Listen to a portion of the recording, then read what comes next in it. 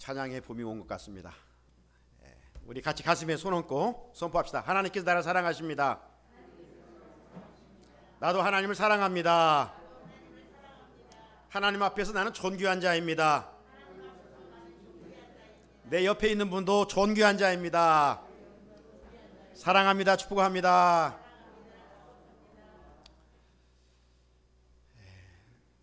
동장군이 기승을 부리는 강추에도 우리가 소망을 갖게 되는 이유는 어디에 있습니까? 머지않아 따뜻한 봄이 온다는 사실을 믿기 때문입니다. 그렇지 않아요? 계속 추위가 온다면, 지속된다면 어떻게 되겠어요? 그러나 가을이 지나고 겨울이 오고, 겨울이 지나면 봄이 온다는 이 자연의 법칙을 하나님의 섭리 가운데 우리는 믿기 때문입니다. 절기적으로 지난 2월 3일이 입춘이었습니다. 하지만 초석으로 지금 차갑습니다. 아직도 겨울에 입었던 옷을 완전히 봄옷으로 바꾸지 못하고 지내고 있습니다.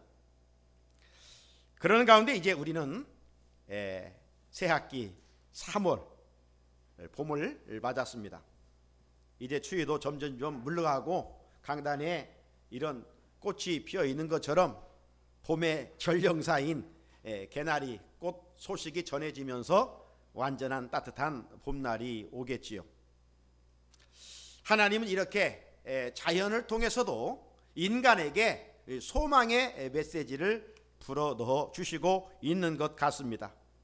그러므로 우리 그리스도인들은 어떤 상황에서도 절망해서는 안 되는 것이죠. 절망은 그리스도인이 입어야 할 옷이 아닙니다. 우리가 살다 보면 예기치 않은 문제들이 참 닥쳐와요. 그때 우리의 중심축이 어디에 있어야 되냐면 하나님을 사랑하는 일입니다. 하나님은 합력하여 선을 이루신다고 우리가 고백하잖아요. 그런데 그 앞에 수식하고 있는 말씀이 중요해요. 하나님을 사랑하는 자, 곧 그 뜻대로 부르심을 입은 자들에게는 모든 것이 합력하여 선을 이루는지라. 그러니까 고난 속에 우리의 중심축은 항상 더 하나님을 가까이 하고 하나님을 사랑하는 일이에요. 우리 주님의 생애는 십자가로 끝나지 않았잖아요. 고난받고 죽은 것으로 끝나지 않았잖아요. 사망 권세를 이기시고 부활하셨어요. 따라서 그리스도인들도 겪고 있는 고난은 결코 고난으로 끝나지 아니하고 반드시 좋은 열매를 맺게 되어 있습니다. 성도의 고난은 한마디로 말하면 우리 인생에 있어서 결코 마이너스가 아니에요. 지금 교회가 어려운 때를 지나고 있지만 이 고난도 역시 고난으로 끝나지 않을 것입니다. 왜냐하면 지난 2000년 우리 기독교 역사의 부흥은 고난과 환난의 자리에서 하나님의 손이 함께 하였기 때문입니다. 오늘 본문 말씀이 그 역사적 사실을 아주 분명하게 증거해 주시고 있습니다. 우리가 가지고 있는 신약의 27권 중에 역사서가 한 권 있습니다. 역사서. 사도행전입니다. 복음서 다음에 역사서. 이 역사서인 만큼 이 사도행전은 무엇을 말씀하고 있느냐? 교회가 어떻게 시작이 됐고 또 교회가 어디에서 시작됐는지 이런 역사적 기원들을 말씀해 주시고 있어요. 교회가 어디로부터 시작이 됐습니까? 마가 다락방에 120여 명의 성도들로부터 시작이 됐습니다. 이들이 어디로부터 돌아오죠? 감난산에서. 예수님이 하늘로 올라가실 때, 승천하실 때 그 감난산에 500의 형제들이 있었어요. 그때 예수님께서 하늘로 올라가시면서 그 500의 사람들에게 하신 말씀이 있습니다. 너희들 흩어지지 마. 한 곳에 있어서 약속하신 것을 기다리라. 이 말씀을 하셨어요. 그런데 옛날이나 지금이나 말씀을 듣고 불순종한 사람들이 더 많아요. 500여 명 중에 380명은 불순종했어요. 모이지 않았어요. 120여 명만 마가다락방에 모여 있었어요. 마가다락방이 한 이 정도 공간이 돼요. 이곳에 모여서 저들이 약속하신 것을 그냥 막연하게 기다린 것이 아니에요. 우리가 사순절 그냥 막연하게 사순절 첫째 주, 둘째 주, 셋째 주 지나가는 게 아니에요. 의미를 가지고 기다리되 그들이 함께 마음을 같이하여 간절히 기도했어요. 그 내용이 사도행전 1장 14절입니다. 여자들과 예수의 어머니 마리아와 예수의 아우들과 더불어 마음을 같이하여 오로지 기도에 힘쓰니라. 기도에 힘쓰니라. 우리가 정말 힘써야 할 것이 무엇인가? 기도하는 일이에요.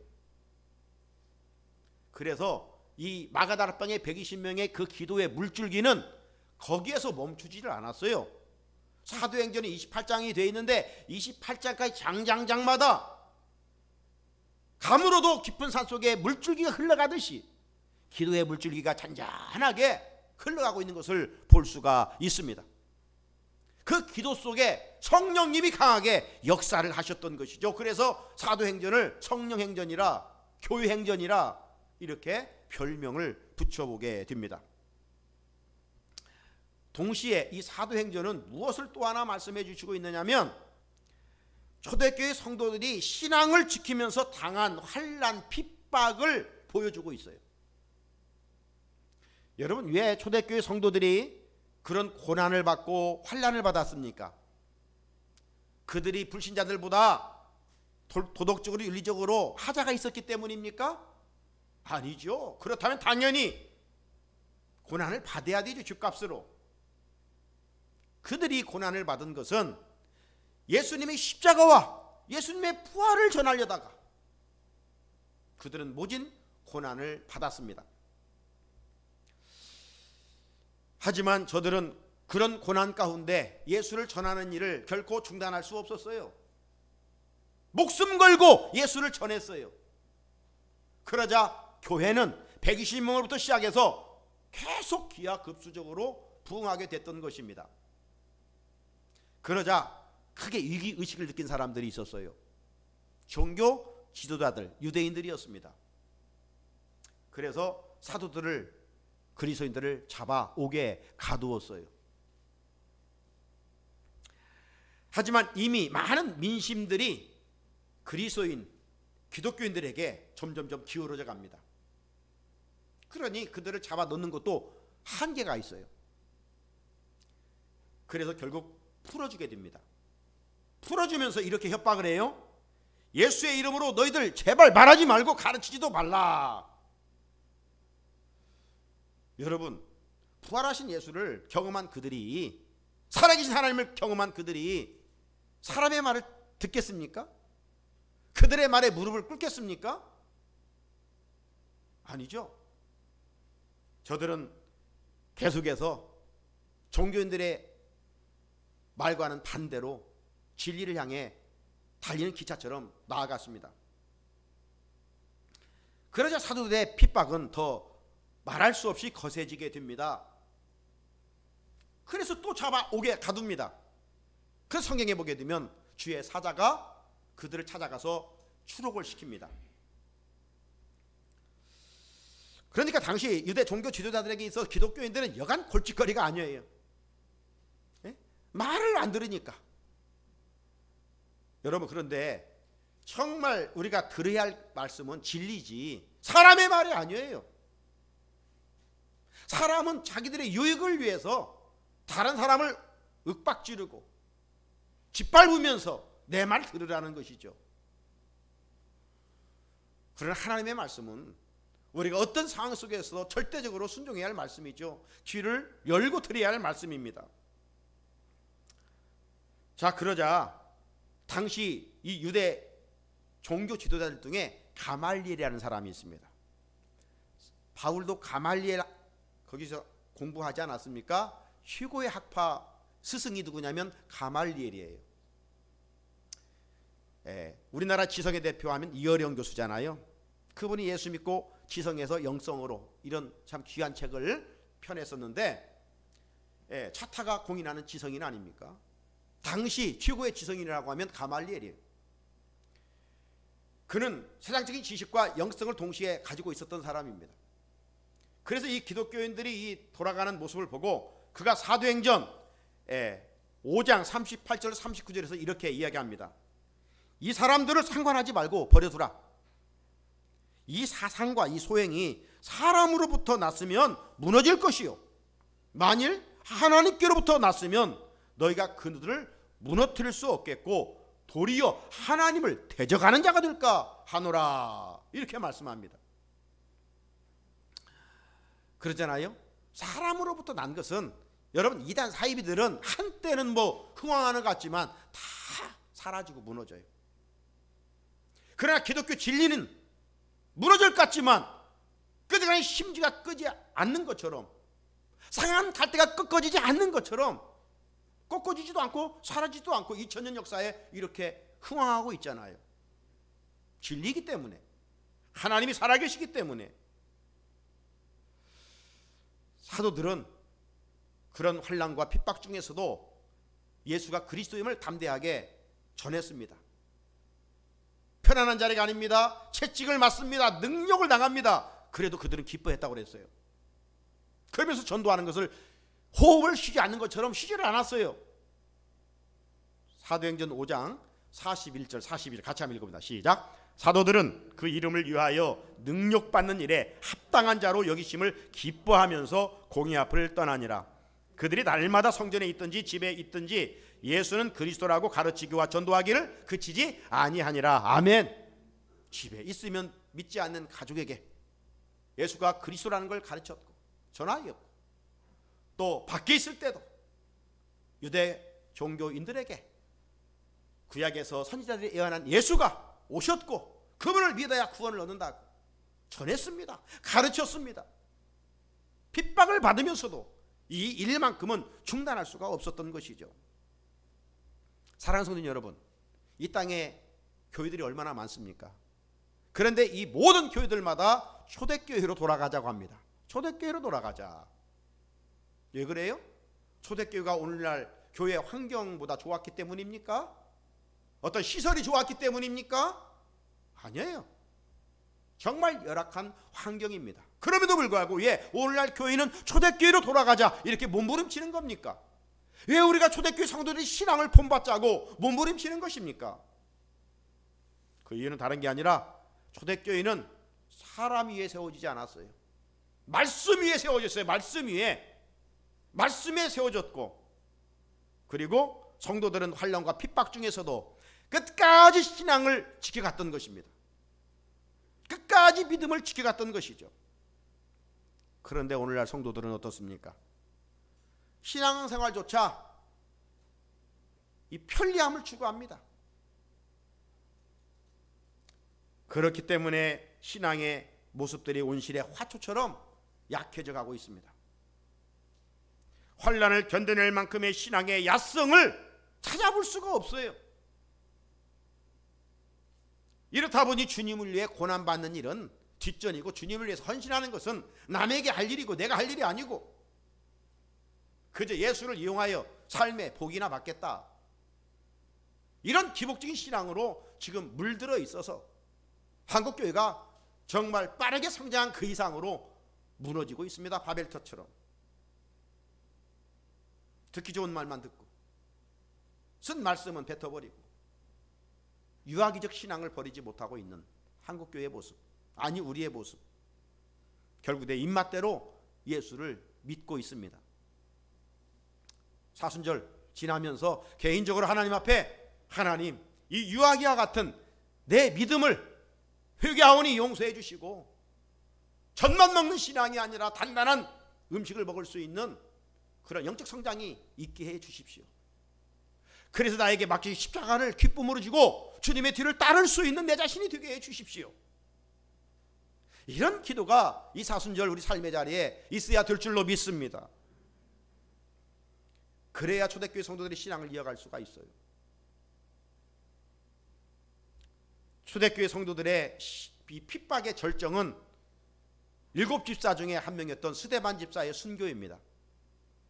8장 1절에 보면 사울은 그가 죽임을 당함을 마땅히 여기니라.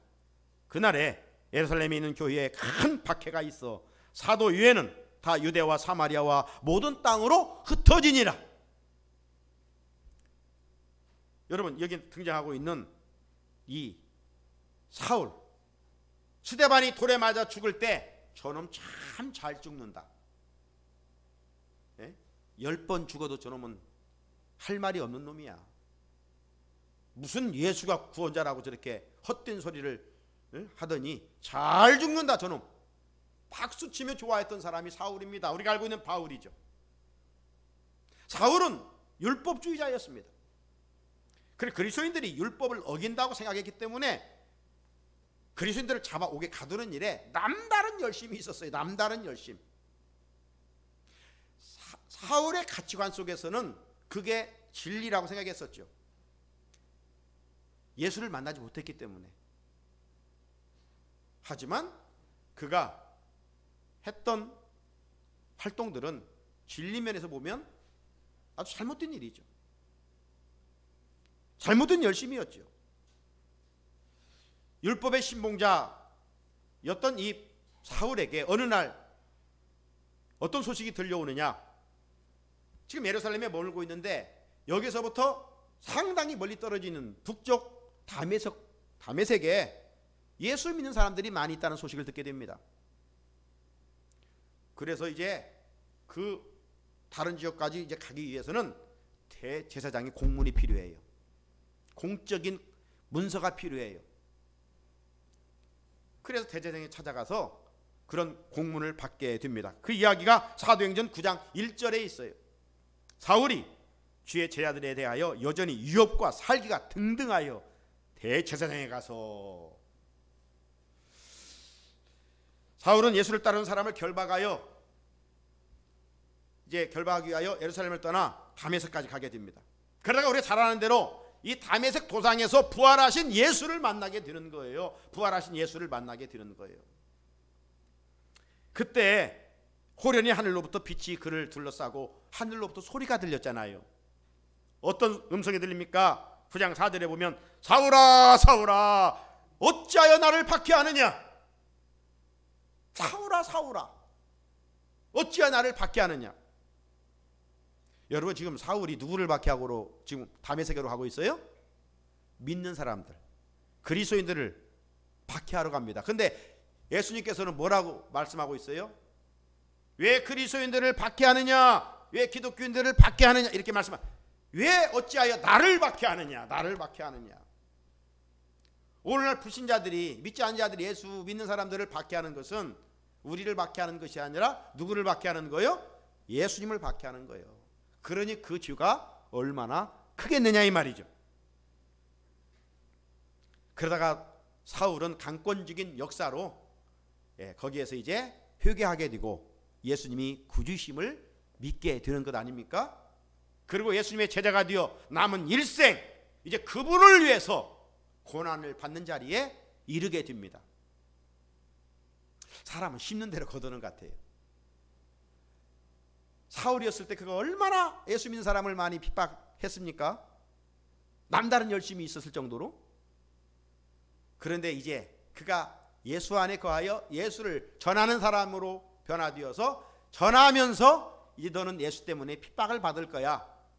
이미 예수님이 그렇게 그에게 말씀했어요. 사도행전 9장 16절에 보면 그가 내 이름을 위하여 얼마나 고난을 받아야 할 것을 내가 그에게 보이리라 하시니.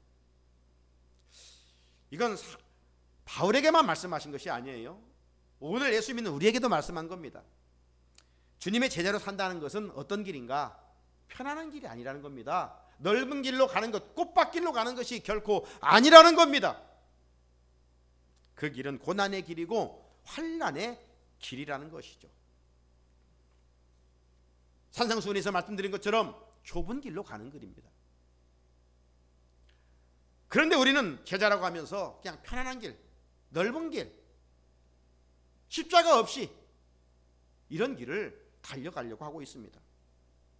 이렇다 보니 앞에서 말씀드린 것처럼 신앙에 야성이 없어요. 야성이 있어야 영적인 맷집이 커서 어떤 환란의 바람이 불어도 요동치 아니하고 우리 신앙의 자리를 지켜갈 수가 있는데, 이 야성이 없으니까 그게 뿌리 없는 나무처럼, 뿌리는 있어도 얕은 나무처럼 그냥 쓰러져 버려요. 사울은 어제까지만 해도 예수 믿는 사람들을 잡아 옥에 가뒀던 사람입니다. 예수를 믿던 사람, 핍박하는 사람이었습니다. 그런데 자기가 핍박하는 예수를 하나님의 아들이요, 그리스도요, 메시아, 구원자란 말이에요. 다메섹에 사는 사람들에게 들어가서 그렇게 막 외치니까 다메섹에 사는 유대인들이 막 당황하기 시작했어요. 아니, 우리가 알고 있는 사울 아니야? 예수 믿는 사람들을 잡으러 여기 왔다는데 돌아버렸나? 왜 그러지? 도저히 이해할 수가 없는 거예요. 사울이 하는 행동을 보면 속임수를 해서 그리스도를 다 모이게 해서 잡아 죽이려고 하는 것인가? 뭐 여러 생각들을 할 수가 있잖아요.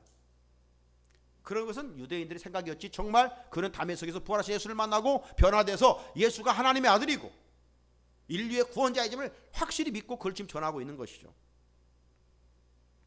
당할 수밖에 없었던 이 유대인들은 그게 사실인 줄을 알고 사울을 잡아 죽이기로 공모를 합니다. 하나님께서 그를 또 지켜주시죠. 그게 복음을 위해 사는 사람은 위험에 처하나 하나님이 늘 지켜주셔요. 하나님의 손으로 붙잡아 주셔요. 자, 이런 환경에서 초대교회 성도들의 신앙의 도식을 제가 하나 만들어 본다면 이런 겁니다. 믿음 이꼴 순교예요. 증거 이꼴 순교예요. 증거가 뭡니까? 영어로 위트니스예요. 순교는 마라투스예요. 그러니까 초대교회 2000년 전에 이 성도들은 나는 예수를 믿겠습니다 하면 나는 죽겠습니다 이 말이에요. 예수가 구주심을 전한다는 것은 나는 순교하겠습니다 이런 말이에요. 이런 상황이에요. 그런데도 저들은 목숨 걸고 복음을 전했어요. 목숨 걸고 복음을 전했어요. 그러자 교회는 날로 부흥의 부흥을 경험하게 됐던 겁니다. 사도행전 9장 31절 같이 한번 읽어볼까요? 시작. 그리하여 온 유대와 갈릴리와 사마리아 교회가 평안하여 든든히 서하고 주를 경외함과 성령의 위로로 진행하여 수가 더 많아지니라. 아멘. 지금 9장까지 왔죠? 1장에서 모였던 수가 몇 명이었어요? 120명이었어요. 2장에 보게 되면 베드로가 설교하고 세례를 줘서 3,000명이 변화되었죠. 그 뒤로 5장에 가보게 되면 5,000명의 남녀 수만, 그리고 더 큰 많은 수가 모였더라. 올 9장에서는 더 수가 많아졌더라. 계속해서 하나님의 손이 함께함으로 말미암아 초대교회의 부흥의 역사가 일어났어요. 사랑하는 성도 여러분, 기독교 2000년 역사는 꽃길을 걷는 편안한 역사가 아니었습니다. 환란의 역사요, 핍박의 역사가 계속 이어졌어요. 당시 초대교회 사도들과 그리스도인들이 이런 고난을 당했을 뿐만 아니라 이제 당시 세계를 지배했던 로마 제국 속에서 기독교는 말할 수 없는 핍박을 받았습니다. 성경에 나와 있지만 당시 로마가 그리스도인들에게 가했던 핍박의 흔적들을 보면 첫 번째는 화형입니다. 장작을 쌓아놓고 너 예수 믿어 안 믿어? 한 번만 믿지 않는다고 해. 7교회 중에 서문화 교회가 있습니다. 서문화 교회 감독이던 폴리갑이 있어요. 폴리갑이 교회를 위해 주님을 위해 헌신하니까 로마 총독이 묻습니다. 너 한 번만 예수를 부인하라. 그러면 풀어줄 테니까. 그때 서문화의 감독 폴리갑이 뭐라고 말합니까? 84년 동안 하나님께 나를 한 번도 부인하지 않았는데 내가 살으려고 살아계신 하나님을 없다고 부인할 수 있겠느냐. 그러면서 화형을 당하여 한 줌의 죄로 사라졌어요. 순교의 제물이 됐어요. 뿐만 아닙니다. 로마에 가면 콜로세움 같은 그런 경기장이 있지요. 예수 믿는 사람들을 경기장에 다 불러 모읍니다. 그리고 숨겨놓은 굶주린 사자를 풀어서 다 잡아먹게 만들었어요. 사자의 밥이 되었어요. 뿐만 아닙니다. 그리스도인들을 잡아서 기둥을 세우고 묶어놓고 여기에 기름을 부어서 밤에 횃불로 사용을 했어요. 그래도 저들은 예수가 그리스도임을 부인하지 않았어요. 뿐만 어떤 이들은 신앙을 지키려다가 목배임을 당하는 참수형을 당하기도 했고, 바울도 목이 잘라 순교하지 않았습니까? 그래서 그 선교 현장 소아시아에 가보니까 바울이 그 감옥에 있다가 목배임을 당한 그 머리가 3번 굴러갔는데 굴러 땅에 닿는 곳마다 샘이 솟아있는 그 흔적들이 있어요. 그리고 어떤 이들은 톱으로 몸이 잘라나가기도 했습니다. 그리고 네로 황제 있잖아요. 네로 황제. 네로 황제가 정치를 엉망을 하니까 민심이 떠났어요. 그러다 이 민심을 어떻게 돌아오게 할까 하다가 밤에 로마시를 불을 내버립니다. 불을 내고는 어떤 헛된 소문을 퍼뜨리냐? 기독교인이 불을 냈다. 금산사 대웅전 불 타버렸잖아요.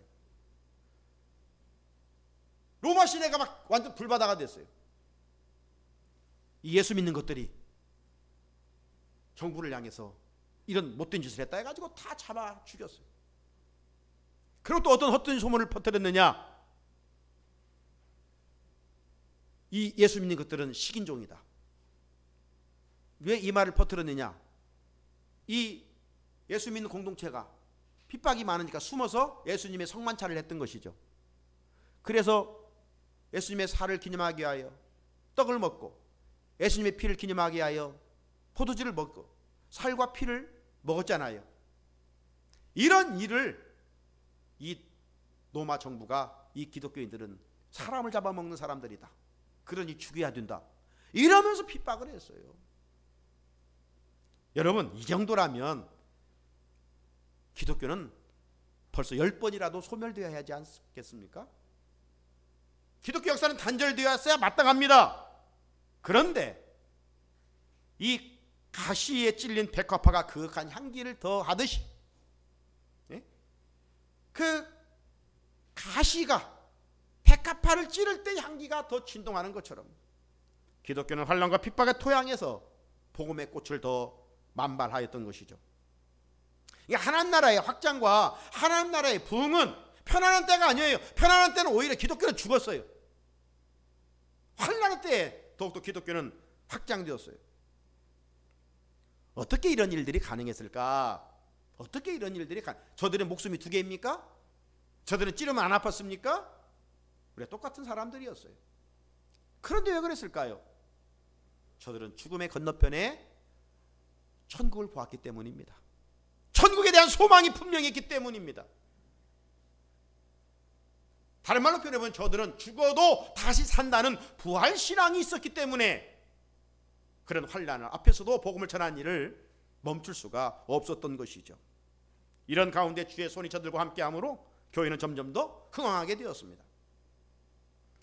사랑하는 성도 여러분, 오늘날 그리스도인들의 신앙생활은 어떻습니까? 너무 편하기에 고난의 환경을 이기지 못하고 두려움에 갇혀 있습니다. 두려움은 그리스도인들, 예수님을 따른 제자들이 갖추어야 할 태도가 아닙니다. 믿음은요, 세상을 이기는 것이기 때문에 내가 세상을 이겼노라 담대하라 그랬잖아요. 믿음은 뭐냐면 담대함입니다. 담대함이에요. 어떤 환경 앞에 굴하는 태도가 아니에요. 두려워하지 말라, 담대하라, 내가 너와 함께함이라. 믿음의 사람들은 담대했어요. 특별히 초대교회 성도들은 어떤 환경에서도 주의 손이 우리와 함께 한다는 것을 믿었기 때문에 담대했어요. 내 힘이 강하기 때문에 그런 무모한 짓이에요. 나는 약하지만, 여러분 제가 늘 애화를 사용하는 것이 있습니다. 종이는 약해요. 이거 하면 뚫러져요. 그러나 이 단단한 거 놓고 이 아무리 찍어보세요. 이 종이가 약하지만 뚫립니까? 예수님과 함께하면 나는 약하지만 강할 수가 있어요. 예수님과 접붙이면 우리는 담대할 수가 있는 거예요. 자, 스데반의 순교로 초대교회 성도들은 더 이상 예루살렘에 머물러 없어 사도들은 예루살렘에 남고 이제 성도들은 흩어졌어요. 오늘 본문 19절을 보면 그때에 스데반의 일로 일어난 환란으로 말미암아 흩어진 자들이 베니게와 구브로와 안디옥까지 이르러 유대인에게만 말씀을 전하는데, 여러분 성도들이 환란으로 말미암아 흩어졌다면 그곳에 가서 어떻게 보면 숨어 있어야 마땅합니다. 위축되어 있어야 마땅합니다. 그런데 거기에서도 저들은 이제 앞으로 이 낯선 땅에서 어떻게 살아가지? 아이고 두고 온 집은 어떻게 됐을까? 앞으로 우리 자녀들은 어떻게 해야지? 이런 세상적인 염려를 하지 않았어요. 오직 저희들은 뭐 이곳 지금 흩어져 온 곳이 이민 온 게 아니잖아요. 자녀 교육 때문에 온 게 아니잖아요. 어떻게 하면 예수를 전할까? 어떻게 하면 하나님의 나라를 세워갈까? 이런 고민으로 왔던 사람들이에요. 그렇기 때문에 저들은 그곳에서조차 이방 땅에서 복음을 전하는 일은 중단할 수가 없고 예수님의 십자가 부활을 담대하게 전할 수밖에 없었어요. 20절, 그 중에 구브로와 구레네 몇 사람이 안디옥에 이르러 헬라인에게도 말하여 주 예수를 전파하니. 이방 문화에 우상 섬기는 사람들에게 어느 날 나타나서 예수를 믿어야 천국 갑니다, 예수를 믿어야 구원받습니다, 예수가 진정한 하나님의 아들입니다, 우리야 쉽게 이해되지만 그때 처음 든 이방인의 땅에 가서 그 이야기를 전할 때 미친 사람이라고 손가락질 받지 않았겠어요? 얼마나 많은 조롱받고 핍박받았겠어요? 저놈들이 누구야? 그러나 그런 이방 땅에서도 그들은 두려워하지 아니하고 전도하는 일을 멈추지 아니하고 복음을 전했어요. 왜 그랬을까? 한 영혼의 가치가 온 천하보다도 귀한 줄을 알았기 때문입니다. 그렇게 초대교회 성도들은 한 영혼의 구원을 위해 고난의 길과 순교의 길을 걷는 것을 선택하면서 기뻐하였다는 것이죠. 사랑하는 성도 여러분, 지금 이 코로나19 이것으로 인하여 우리 교회는 세상 사람들로부터 지금 심한 비난을 받고 있습니다. 신천지보다 못한 집단들이라고 조롱하고 있습니다. 세상 사람들은 예수 믿는 것들 때문에 찌긋찌긋하다고 지금 말하고 있습니다. 이런 비난 앞에 우리 그리스도인들은 참 고개를 들 수 없을 정도로 부끄럽습니다. 불신자들은 지금 교회가 코로나19의 주범이라고 이렇게 인정하는 분위기입니다. 그런데 여러분, 정확한 통계에 의하면 코로나19 확진자 중에 기독교인들은 11%예요. 10분의 1이에요. 그런데 매스컴이 앞장서 매주 토요일마다 종교에, 특별히 기독교를 때리니까 그냥 모든 교회발 네? 세상에 있던 사람들이 모인 공동체이기 때문에 그 사람들이 걸려서 교회에 와서 이제 이런 일들이 일어나잖아요. 이걸 막 교회발 교회에서 막 일어나는 것처럼. 교회가 세상을 향해 할 말도 그런 의미에서 많이 있지만 그러기 전에 몇몇 또 교회들이 비상식적인 행동을 하여 비난받을 부분도 분명히 있습니다. 이런 분위기에서 세상 사람들은 예수는 좋은데 교회와 성도들이 싫다는 것이죠. 이렇다 보니 어느 가게 주인은 앞으로 교인들에게는 음식을 팔지 않겠다. 어느 지방 도시에서는 교회에서 확진자가 많이 발생한다고 여러분도 TV에 봤지만 교회에 하나님 말씀이 벽에 기록되어 있는데 거기에다 막 계란을 던지고 이런 일들이 있지 않았습니까? 안타깝게도 세상 사람들로부터 비난받는 일들은 지금만 아니라 기독교 2000년 역사 속에 끊임없이 이어왔습니다. 이런 일들은 주변에서 앞으로 주님 오실 때까지 계속될 것입니다. 자, 이런 상황에서 교회는 어떻게 해야 이전의 영광스러운 모습으로 회복할 수 있을까요? 주님의 명령대로 우리 성도들이 세상에서 빛과 소금으로 살아가는 겁니다. 우리 산상수훈에서 세상에 빛이 되고 소금이 되어라, 마태복음 14장 14절 이하에 말씀해 주셨잖아요. 빛과 소금의 공통분모가 뭐예요? 소금이 녹아야 맛을 내고 빛이, 촛불이 녹아야 자기를 태워야 빛을 발하는 겁니다. 그런데 오늘날 그리스도인들이 조금도 손해보려고 하지 않아요. 세상 사람과 똑같은 가치관을 가지고 살아가기 때문에 세상 사람들은 그렇게 자기들이 살지라도 예수 믿는 사람들에서 한 가지 기대를 하는데 예수 믿는 사람들이 그렇지 못하니까 조롱하는 겁니다. 예수 믿지 않는 사람들이 뭐 죄 짓는다고 저 예수 믿지 않는 것들이 이런 말 아니에요. 예수 믿는 것들이 이렇게 하잖아요. 예수 믿는 사람들은 너희들은 좀 다르게 살아야 하지 않냐 이거죠. 그래 그런 능력을 보여주지 않으니까 욕을 먹는 것이죠.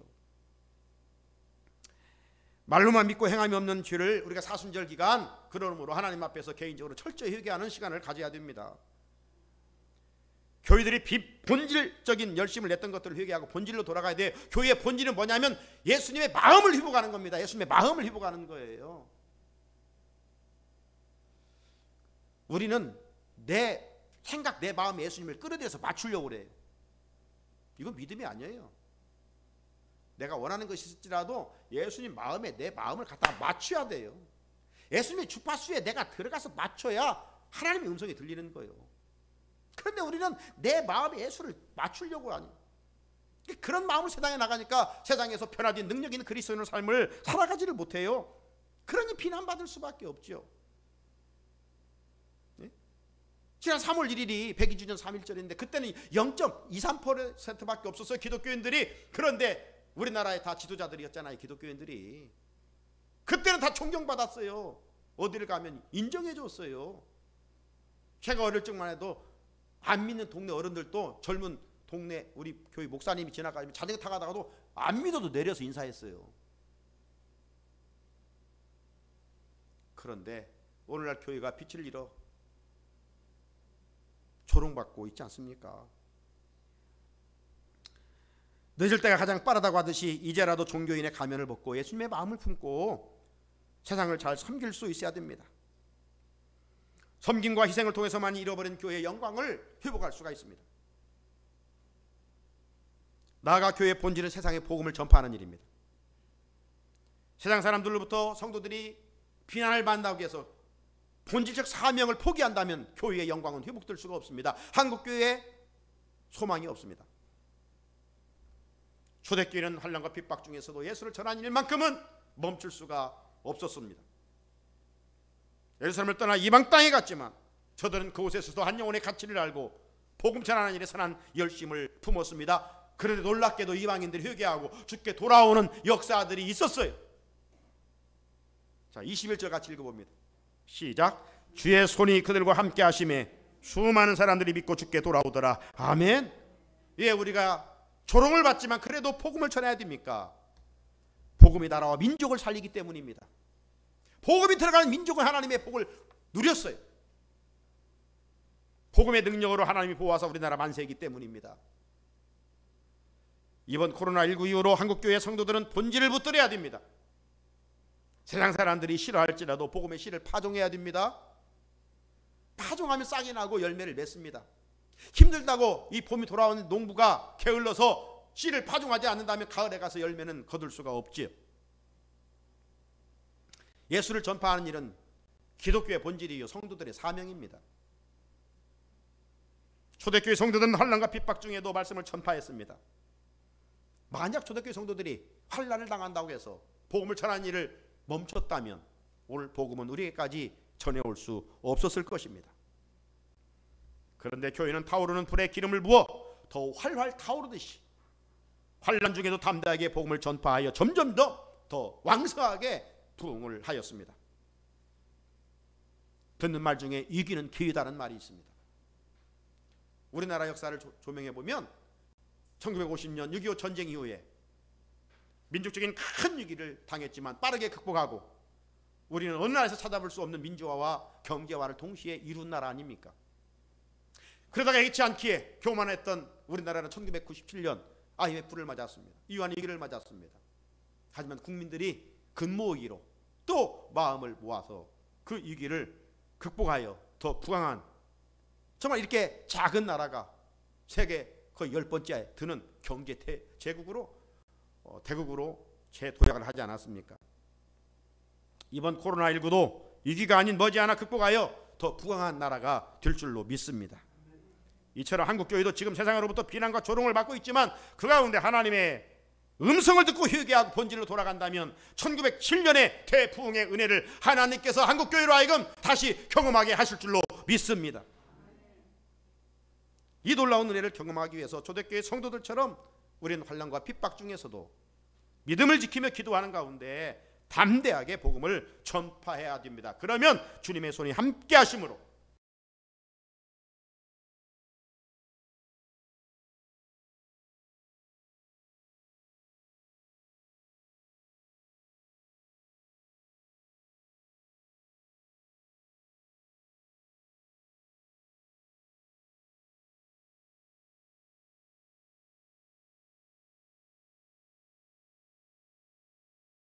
받은 세리와 창기 그들의 주인들을 품고 그들을 구원하는 일을 기뻐하시지 않았습니까? 그들을 멀리하지 않으셨습니다.